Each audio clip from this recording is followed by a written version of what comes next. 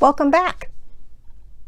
Now remember last week we read a book called Jabari Tries, and we saw how easy it can be to get frustrated and start to feel badly about ourselves.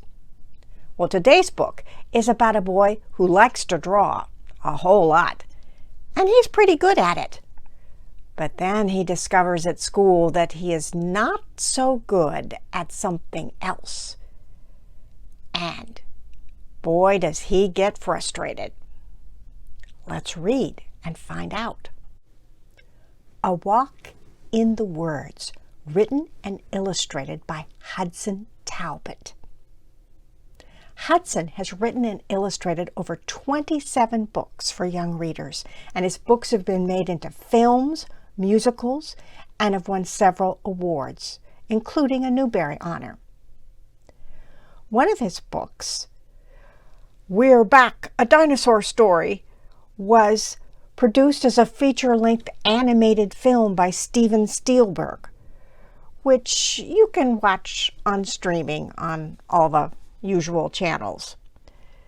And this book, A Walk in the Words, is about him when he was a young boy. Drawing always came naturally to me. I drew all the time. I just did it, like breathing. Every day after playing with my friends, I'd come home and draw stories that I made up. It was like diving into my own world. I liked words too, one at a time. When I was reading, I had to picture every single word. But long sentences, no way. I would start a long sentence and then my mind began to wander. I was the slowest reader in my class. When everybody was turning to the next page, I was still on the first sentence. Nobody knew.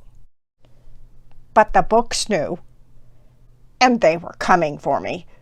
So many words, so many pages. Books weren't always scary. The first ones were friendly, with big pictures and only a few words. But little by little, the pictures got smaller and the text got longer. Me eat pictures. You read. I could pick out the words that I knew, but the rest looked like squiggles. It was a reign of terror. My drawing pad was my safe space. A whole page of text looked like a wall, keeping me out. By now, everyone in my class was reading book after book, except me. What if they found out that I couldn't keep up? I had to face it.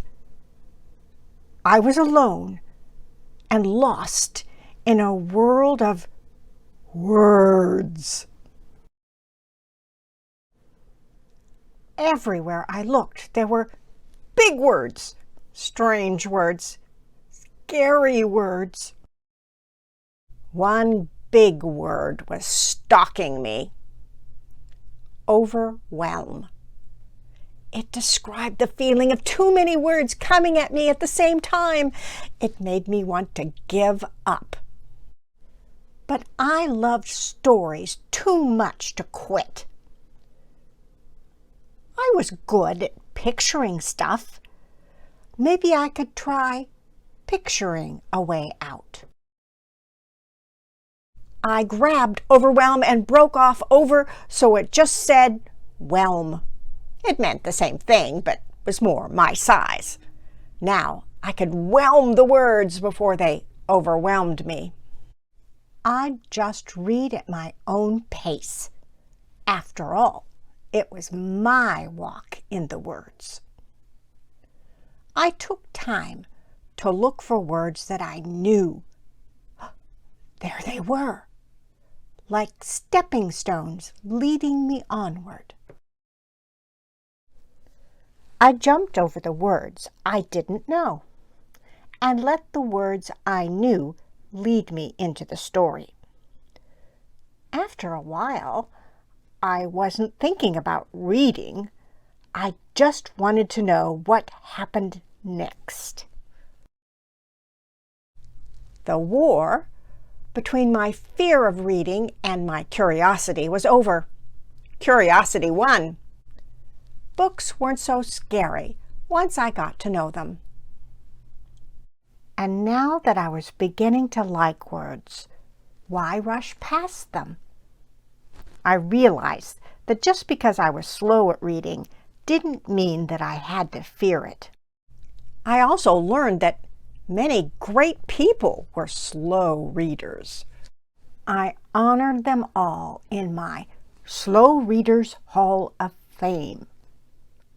William Shakespeare, Sojourner Truth, Albert Einstein, Babe Ruth, Alexander Graham Bell,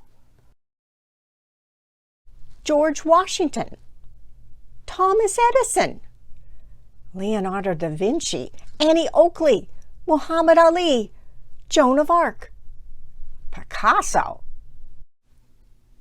And I tore down that terrible wall of shame.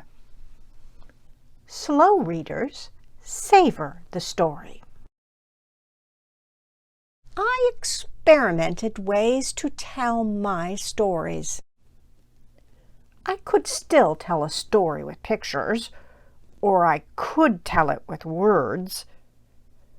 The Monster from Planet Mungo, Chapter 18. The monster cornered me. My gun jammed.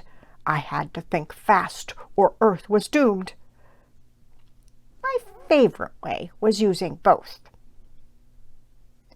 The monster attacked the space station. People ran for their lives. Help! The monster! He saw me. Roar! Yikes! My ray gun jammed. I had to stop the monster before he reached Earth.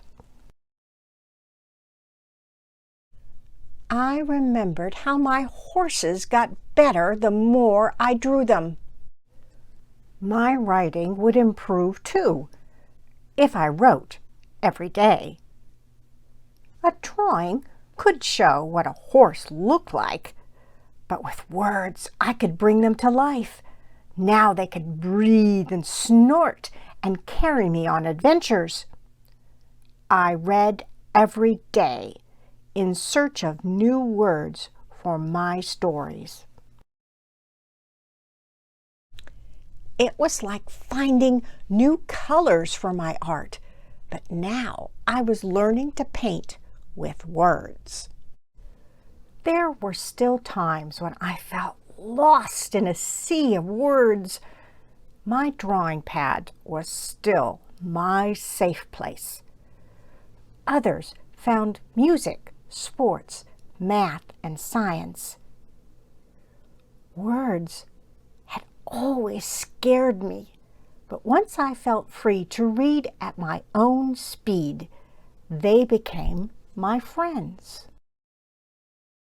I could unlock the magic of stories and even become a storyteller myself, turning that sea of words into an ocean of possibilities.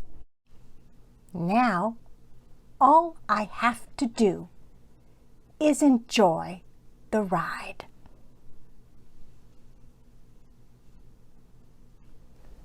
The end.